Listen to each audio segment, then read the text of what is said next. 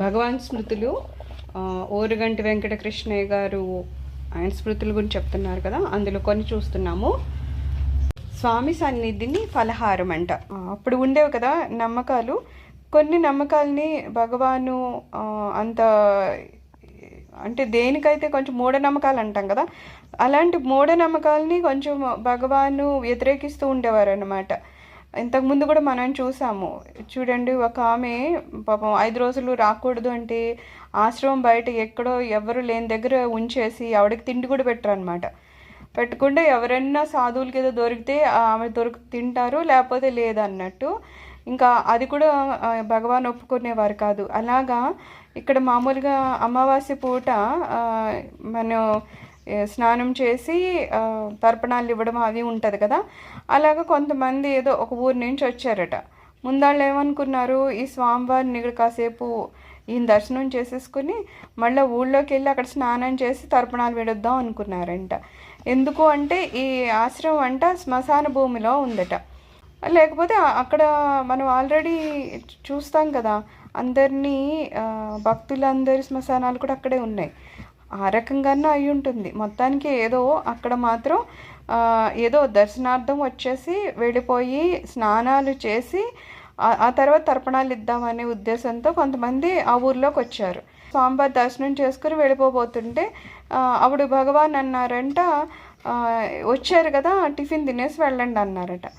అనేసరికి ఇంకా వాళ్ళకి ఏం ఆన్సర్ చెప్పాలో భయం వేసింది. ఇదేంటి అమావాస్య పూట మనం ఏం తినకుండా స్నానం చేసి అప్పుడు తర్పణాలు ఇచ్చి అప్పుడు కదా ఏమన్నా తినాలి, అలా అని చెప్పి ఇక్కడ భగవాన్ని తినమన్నా సరే మేము తినమండి అంటే చెప్పింది భగవాన్ కదా, అదొక సెంటిమెంట్. మళ్ళాను భగవాన్ ఇచ్చిన ఇది మనం తిరస్కరిస్తే మళ్ళా రేపు పొద్దున్న అన్నం దొరుకుతుందో దొరకదో అంటారు అని చెప్పేసి వాళ్ళకి ఏం అర్థం కాక సర్లే అని చెప్పేసి ఇంకా భగవాన్ ఏం అనలేక ఆయనతో పాటు వెళ్ళి వాళ్ళు టిఫిన్ చేసేసారు. చేసి వచ్చి కూర్చున్నాక రమణ భగవాన్ ఏమో ఉల్లిపాయ గురించి చెప్తున్నారంట. నిజానికి ఏంటి, ఉల్లిపాయ తినద్దని అంటారు. ఉల్లిపాయ వాసన ఏదో వేదాలు చదివే వాళ్ళకి కానీ సాధన చేసే వాళ్ళకి కానీ ఉల్లిపాయ తినద్దని కదా చెప్తూ ఉంటారు. సహజంగా ఏంటంటే అమావాస్య తర్పణాలు అవి చేసేవాళ్ళు ఉల్లిపాయలు అవి తినరు. కొంతమంది అయితే మొత్తం ఒక జాతికి సంబంధించిన వాళ్ళు అయితే అసలు తినరు, జీవితాంతమే ఉల్లిపాయ జోలికి పోరనమాట. ఎందుకంటే వాటిని తినకూడదని చెప్తారు. అయితే ఇక్కడ ఈయనేం చేస్తున్నారు, ఉల్లిపాయ గురించి చెప్పడం కాకుండా మళ్ళా వీళ్ళు పాపం ఏదో ఉప్మా తిన్నారట. వాళ్ళకి అందులో ఏ ఉల్లిపాయ ఏదేం కనిపించలేదు కాబట్టి తినేశారు. తీరా చూస్తే భగవాన్ అన్నారట, ఇందాక మీరు ఉప్మా తిన్నారు కదా, అందులో మీకు ఏమన్నా ఉల్లిపాయ వాసన వచ్చిందా అన్నారట. వాళ్ళకి ఇంకా సౌండ్ లేదు, ఇదేంటి ఇందులో ఉల్లిపాయ కూడా ఉందా అనుకున్నారు. అంటే అదే కదా, ఉల్లిపాయ చిన్నగా తరిగేసి మన ఆవుదుల్లో వేయించేసి ఉప్మాలో కలిపేసాం అనుకో, ఆ వాసన రాదు, తెలీదు అన్నారట. దెబ్బకి వాళ్ళకి ఇంకా ఏం చెప్పాలో తెలియలేదు. అయితే స్వామివారు ఏమన్నారంట, ఉల్లిపాయ తినడం చాలా మంచిది మనకి అంటారు కదా, ఉల్లి చేసిన మేలు తల్లి కూడా చేయదు అని అంటారు కదా. అంటే ఆ ఉల్లిపాయ వలన చాలా మంచి జరుగుతుందండి, మలబద్ధకం అవి కూడా ఉండవు అని భగవాన్ చెప్పారట. అంటే కొన్నింటిని ఎప్పటి నుంచి వస్తున్నాయి కదా ఆచారాలు అని అందరూ చేసేది నేను కూడా చేయాలి కదా అనే దానిలో ఉండేవారు కాదు. అది నిజంగా చేయదగినది అయితే చేయమని అనేవారు. అందులో నిజంగా అంత ఇదేమీ లేదు అనుకుంటే మాత్రం ఆయన వ్యతిరేకిస్తూ ఉండేవారు అనమాట. భగవంతుని తిడుతూ ఆయన్ని తలుచుకుంటాడు. అందరూ చాలా భక్తితోనే గుర్తు చేసుకుంటారా అంటే అలా లేదు. కొంతమంది కోపంతో ఆయన తిట్టుకుంటూ కూడా భగవంతుడు తలుచుకున్నా సరే భగవంతుడు ఏమనుకుంటాడంట, నన్ను తలుచుకున్నాడు కదా అని చెప్పేసి వాళ్ళకి మోక్షం ఇచ్చేస్తూ ఉంటాడంట. అలాగే ఇప్పుడు మనం కంసుడిని చూసినా లేకపోతే శిశుపాళ్ళని చూసినా వీళ్ళందరికీ మోక్షం ఎందుకు వచ్చిందంటే వాళ్ళకి పుట్టిన దగ్గర నుంచి లేకపోతే కృష్ణుడు పుట్టుతాడని దగ్గర నుంచి వాళ్ళకి తెలిసిన విషయం ఏంటి, ఎప్పటికన్నా కృష్ణుడు చంపేస్తాడని. అందుకని కృష్ణుడి చేతుల్లోనే చావు ఉందని వాళ్ళకి ఆ కోపంలో ఎప్పుడు అమ్మో కృష్ణుడు వచ్చి చంపుతాడు, అమ్మో ఇక్కడ ఉన్నాడేమో, అమ్మో కృష్ణుడు అని అనుకుంటూ ఉండేవారు. లేకపోతే కృష్ణుడు అలాంటి వాడు చెడ్డవాడు అందుకే నన్ను చంపుతున్నాడు అని ఏదో తిట్టుకుంటూ ఉండేవారు. మొత్తానికి వాడు తిట్టుకున్నా భయపడినా ఇంకోటైనా ఏం చేస్తున్నారు, ఎప్పుడు ఆయన గురించి ఆలోచిస్తున్నారు. అందుకని భగవంతుడు ఏం చేస్తాడట, కేవలం మనం ఆయన గురించి ఆలోచించాం కాబట్టి మోక్షం ఇచ్చేస్తారంట. తప్పితే అదే ఒక మనుషుల్ని అనుకో ఎప్పుడు తిడుతూ ఉంటే మరి మనము పోన్లే తిడుతున్నాడు కానీ నన్ను ఎప్పుడు గుర్తు చేసుకుంటున్నాడులే అని మనం సంతోషపడతామా? పడలేం కదా. అది మనకిని ఒక దేవుడికి ఉన్న డిఫరెన్స్. ఎందుకంటే ఆయనకి అలాగా ఒకళ్ళు తిట్టినా ఆయనకేం బాధ లేదు, ఒకళ్ళు పొగడ ఆయన మహా ఆనందపడిపోయేది ఉండదు. ఆ తత్వానికి ఆయన చెల్లించరు కాబట్టి ఆయన్ని ఒకవేళ ఎవరైనా తిట్టినా సరే దేవుడికి కష్టమని అనిపించదట. కానీ ఒక మనుషులు ఉన్నారు అంటే అది కూడా మంచి వాళ్ళని ఉన్నప్పుడు వాళ్ళని కనుక ఏదన్నా తిడితే వాళ్ళు తప్పు చేయకపోయినా సరే వాళ్ళ గురించి అనవసరంగా తప్పుగా మాట్లాడితే ఏమవుతుందంట, ఆ కష్టము వాళ్ళు మంచి వాళ్ళు కాబట్టి ఏం చేస్తారు, వెంటనే ఆన్సర్ ఇవ్వడమో లేకపోతే మళ్ళీ తిరిగి తిట్టడమో కొట్టడమో ఇలాంటివి ఏం చెయ్యరు. కానీ అక్కడ ఏం జరుగుతుంది, వీళ్ళు మంచి వాళ్ళని కష్టపెట్టినప్పుడు ఆ మంచివాడి మనసు బాధపడుతుంది. మరి ఆ మనసు బాధపడింది అంటే దాని ప్రభావం ఎలా ఉంటుందంట, ఎవరైతే ఇలాగా మంచి వాళ్ళని కష్టపెట్టారో వాళ్ళకి ఒక ఉసురులాగా తగులుతుందంట. వాళ్ళు ఏం చేయకపోయినా సరే వాళ్ళ బాధ వీళ్ళకి మళ్ళీ ఏదో రూపంలో వచ్చి తగులుతుందంట. అందుకని భగవాన్ ఏమంటున్నారు, భగవాన్ని తిట్టుకున్నా పర్లేదు కానీ మంచి వాళ్ళని తిట్టుకోకూడదు అని.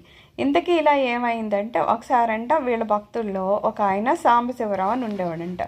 అది యాక్చువల్గా ఏంటంటే ఏదో భగవాన్ మీద అంత సరైన భక్తి లేనివాడు, ఊరికనే ఏదో అందరితో పాటు రావడం పోవడము. రెండోది ఏంటంటే ఏదో వచ్చాం కదా అన్నట్టు అక్కడ ఉండి వెళ్తున్నప్పుడు ఒకరోజు రేపు వెళ్తున్నానని అన్నాడంట. ఇలానే అంతా ఏమీ గౌరవంగా మామూలుగా మిగిలిన వాళ్ళు ఏమంటారు, స్వామి మీరు అనుజ్ఞ ఇస్తే రేపు వెళ్తామండి అని అడుగుతారు, మీరు అనుజ్ఞ ఇవ్వండి అని అడగాలి మనం అలాంటి వాళ్ళ దగ్గర ఉన్నప్పుడు. అయితే ఇతను అలా అనుకుండా రేపు వెళ్తున్నాను అన్నాడంట. సరే భగవాన్ కూడా సరే వెళ్ళు అన్నాడు సింపుల్గా. ఈయన ఎలా అన్నారు, ఆయన అలాగే ఆన్సర్ ఇచ్చారు. కానీ ఏమవుతుంది, అలాగా ఒకరోజు వెళ్దాం అనేసరికి బాగా వర్షం పడిందంట, బయటకు వెళ్ళలేకపోయాడంట. రెండో రోజు వెళ్దాం అనేసరికి అది ఏది బస్సు వెళ్తుందో అది అయిపోయిందంట. మూడో రోజు వెళ్ళేసరికి రైల్వే స్టేషన్ దగ్గరికి వెళ్ళేసరికి రైలు ఆ రోజు క్యాన్సిల్ అయిందంట. మళ్ళీ నాలుగో రోజు వెళ్దాం అనేసరికి జ్వరం వచ్చిందంట. ఇలా చూస్తుంటే 6-7 రోజులు గడిచిపోయినాయి అంట. అప్పుడు ఇతను తిన్న తప్పు చేశాను అనకుండా ఎవరితోనో అంటున్నాడంట, భగవాన్కి ఇష్టం లేకపోతే చెప్పచ్చు కదా వెళ్ళొద్దు అని, వెళ్ళమని చెప్పేసి అని ఇలాగ ఏదో అడ్డంకులు పెడుతున్నారు, నన్ను నెలకుండా చేస్తున్నారు అని ఎవరితోనో అనేసి అప్పుడు వెళ్ళి హాల్లో కూర్చున్నాడంట. హాల్లో కూర్చుంటే భగవాన్ ఎవరితో ఏదో మాట్లాడుతుంటే ఆ మాటల్లోనే ఆయన ఏమన్నారంట, మనం ఎవరినన్నా తిడితే మంచి వాళ్ళని తిడితే మంచిదే కానీ చెడ్డ వాళ్ళని తిడితే చాలా మనమే కష్టపడాల్సి వస్తుంది అన్నారట. ఈ తిట్టడం అనేసరికి దీనికి కొంచెం అతను షాక్ అయ్యాడు అనమాట. ఎందుకంటే అప్పుడే కదా తిట్టుకొని లోపలికి వచ్చాడు. అయితే అందరిలోకి అక్కడ ఒక లాయర్ కూడా ఉన్నారంట. ఆ లాయర్ ఏం అడిగారంట, స్వామి భగవాన్ కూడా తిట్టు మెప్పు అని ఉంటుందా అని. భగవాన్ మంచి వాళ్ళు అంటే ఎవరు, భగవానే కదా. భగవాన్కి తిట్టడము లేకపోతే మంచిగా పొగడడం అనేది ఇట్లా ఏమన్నా ఉంటాయా, వాళ్ళకి కూడా డిఫరెన్స్ ఉంటుందా అని అడిగారంట. అడిగినప్పుడు భగవాన్ ఏమన్నారంట, ఉండవు, కాబట్టి భగవంతుని తిట్టడం చాలా మంచిదవుతుంది. కానీ మంచి వాళ్ళని తిట్టినప్పుడు మాత్రం వారు ఏం చేయలేకపోయినా సరే వాళ్ళ మనసులో వాళ్ళు కష్టపడతారు కదా, దాని వలన ఎవరైతే తిట్టారో వాళ్ళకి ఖచ్చితంగా చెరుపు కలుగుతుంది, వాళ్ళు ఏదో రకంగా కష్టపడతారనమాట. అలాగా ఒకవేళ కష్టపడకపోయినా ఏమవుతుందట, మంచి వాళ్ళని తిట్టడం వలన ఆ మంచి వాళ్ళకి ఏమన్నా పాపం ఉందనుకో అది వెళ్ళి ఎవరైతే తిడుతున్నారో వాళ్ళకి వస్తుందని చెప్పి శాస్త్రం చెప్పిందంట. అందుకని అదే భగవంతుని తిట్టామనుకో ఆయన మనసులో ఏం కష్టపడరు కదా, ఆయన ఫీల్ అవ్వరు. పాపం భగవంతుడికి ఉన్న లక్షణం ఏంటంటే ఫీల్ అవ్వరు. అందుకని భగవంతుని తిట్టినా పర్లేదంట. మనకు కోపం వచ్చి ఏంటి స్వామి ఇలా చేసేస్తున్నారు అని భగవంతుని అంటే ఆయన ఫీల్ అవ్వరు కాబట్టి మనకు ఆ బాధ ఉండదట. కానీ అదే మంచోళ్ళ దగ్గరికి వెళ్ళి లేకపోతే మంచోళ్ళ గురించి మనం తప్పుగా మాట్లాడి వాళ్ళని కించపరిస్తే ఏమవుతుందట, వాళ్ళు మనసులో నొచ్చుకుంటారు. వాళ్ళు ఎదురు మనకేం చెప్పపోయినా నొచ్చుకోవడం వలన ఆ బాధ మనల్ని ఏదో రూపంలో మనకి కష్టాన్ని కలిగిస్తుందంట. లేదు కష్టం కలిగించకపోయినా ఏమవుద్దట, వాళ్ళకి ఏ పాపం ఉండిపోయిందో ఆ పాపము ఎవరైతే తిడుతున్నారో వాళ్ళకి వెళ్ళి చేరుకుంటుందంట. అందుకని మంచి వాళ్ళ జోలికి వెళ్ళకూడదు అంటారనమాట. పంచివాళ్ళ జోలికి వెళ్ళి చేస్తే ఏమవుద్దట, వాళ్ళ పాపాలు కూడా మనకు చుట్టుకుంటాయి. అందుకని చాలా జాగ్రత్తగా ఉండాలి. నిజంగా తిట్టాలంటే భగవాన్ అన్న తిట్టండి అంటున్నారు. అలా అన్నారు, మనం భగవంతుని తిట్టలేము. బట్ అదనమాట, ఎవరితోనో మాట్లాడేటప్పుడు అంత జాగ్రత్తగా చూసుకొని ఉండాలి.